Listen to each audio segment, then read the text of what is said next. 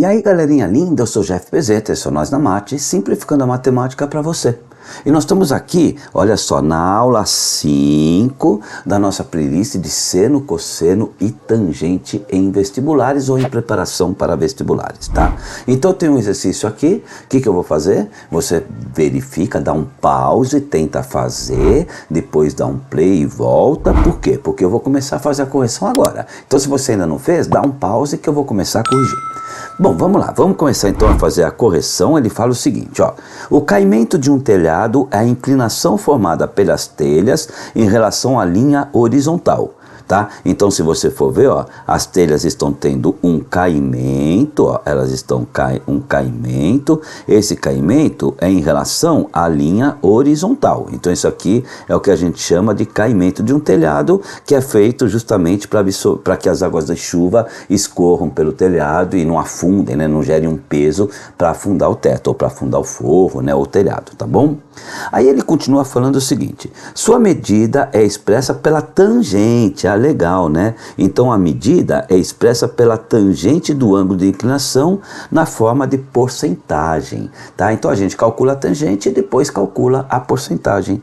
Determine, ó, em porcentagem a medida do caimento desse telhado conforme o esquema anterior, em que H é igual a 1,20 metros e L é igual a 3,75 metros. Ou seja, o que nós temos, tá? Nós temos que a altura é 1,20 metros, tá? Então ele disse que a altura é 1,20 metros, está aqui, e ele disse que a largura ou o lado é 3,75. Se nós formos ver, nós temos aqui então um triângulo retângulo, né? Nós temos aqui um triângulo retângulo. Nesse triângulo retângulo aqui, nós temos o ângulo reto, tá? E nós temos que aqui a largura 3,75, nós temos que a altura 1,20 ou 1,2, e eu quero calcular exatamente o que? A medida do caimento desse telhado, tá? O que eu vou fazer? Em porcentagem, tá legal? Então, na verdade, o que ele fala, tá? Ele fala que esse caimento é expresso pela tangente do ângulo de inclinação. Então a gente vai calcular a tangente desse ângulo, que eu vou chamar esse ângulo de ângulo A. Então o que eu tenho aqui, tá? Eu posso ter que a tangente do ângulo A vai ser igual cateto oposto, o cateto que está do outro lado do ângulo, 1,2. Então eu tenho aqui 1,2, né, sobre o cateto adjacente. O cateto adjacente é o cateto vizinho ao ângulo, sobre 3,75. Se eu pegar 1,2 dividido por 3,75, eu vou chegar à conclusão que essa tangente vai ser quanto? Vai ser 0,32.